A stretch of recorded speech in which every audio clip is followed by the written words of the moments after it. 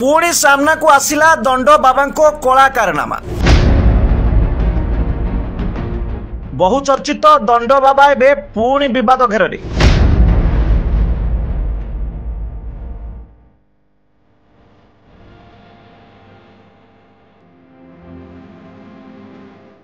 हाँ आज्ञा आम कहूँ जगतसिंहपुर जिला अंतर्गत बालिकुदा ब्लॉक गोगोल ग्रामर दंड बाबा कथा। भक्तों देहरे दंड मारी भल कर बाबा किंतु गणमाध्यम खबर प्रसारण पर हठात बहु चर्चा को आसीथिले एही बाबा। अनेक भक्त प्रशंसा करने सहित कड़ा समालोचना करथिले। बाबा पाखक आसुथिबा भक्त तार इच्छा पूरण होइथाय बोली अनेक लोकों विश्वास रही, किंतु तार ठीक विपरीत देखा मिली एबे बाबा पाखरे।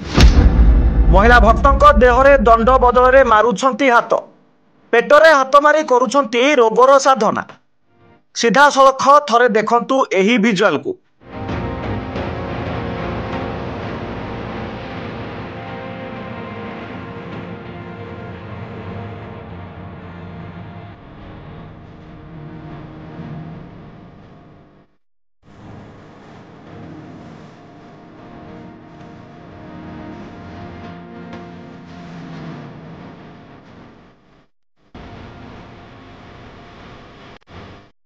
बाबा पाखरे अच्छी दिव्य शक्ति जहाँ बल में महिला अजागार मारुछंती हाथ। एमिति भी हाथ मारी भल करुछंती अनेक रोग जहाँ सहजरे विश्वास करुछंती साधारण लोके।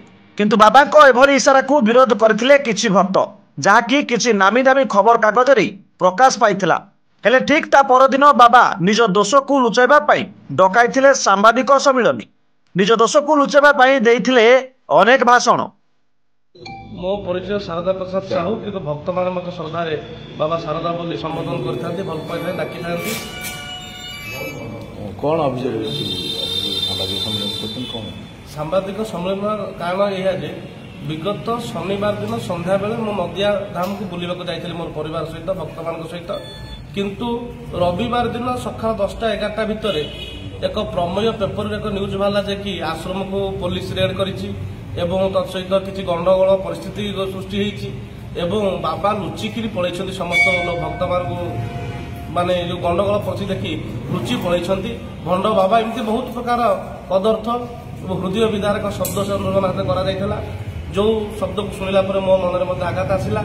एवं आमर ओडिशा सारा जो भक्त से सब अच्छा सनातन धर्म प्रेमी अच्छा जगन्नाथ संस्कृतिर प्रचारक प्रसारक अच्छा समस्त मन को एक कथा व्यथा देला।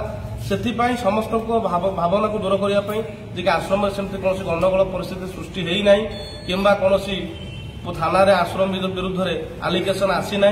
ये जो न्यूज टी बाहर यह संपूर्ण कल्पकल्पित और भक्त मैंने समस्ते व्यतिव्यस्त न हो ये घटना को माने बेसी खोलताड़ नक ये कल्पकल्पित न्यूज जो भक्त मैंने जानते से जो मैंने न जानते आपण ये मीडिया माध्यम जानतु जे ये सब घटना एक मिथ्या घटना। से जो गंडगोल हवा कि आश्रम पुलिस आसी पहुंचा थाना एलिगेशन हवा बाबा लुचिबा ये घटना संपूर्ण एक मिथ्या घटना। पुलिस कई कार्यानुष्ठान हम किसी नहीं विषय थाना तो अभियोग दे पारते नहीं मु थाना अभियोग विषय दे ना कौन पे देना नहीं थाना अभियोग ये देनी जे कि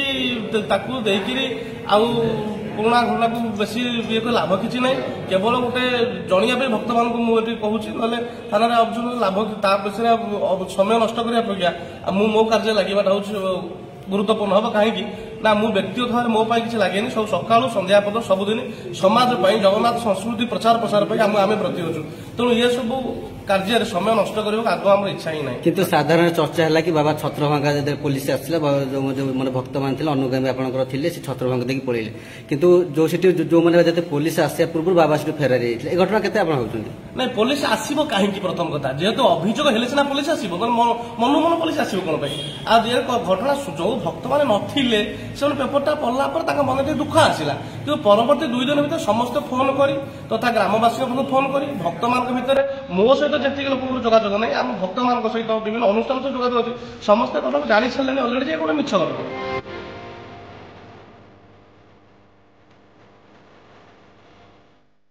हेले मुख्य कथा हेउछि बाबांको नारे आसीथिला एभली संगीन अभियोग हेले बाबा कोन पई बालिकुदा थाना रे जणाई नथिले। तेबे बाबा ए रंगीन विलास एवं भक्तों छत्रभंग को डरी थानार द्वारस्थ होई नथिले बोली जिले में चर्चार विषय पलटिछि।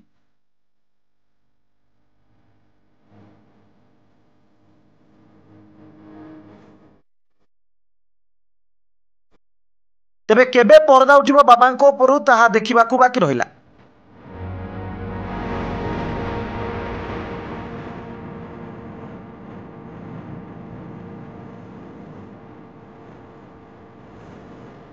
जगतपुर प्रशांत मल्लिक सहित सूर्यकांत बेहरा को रिपोर्ट G99 न्यूज।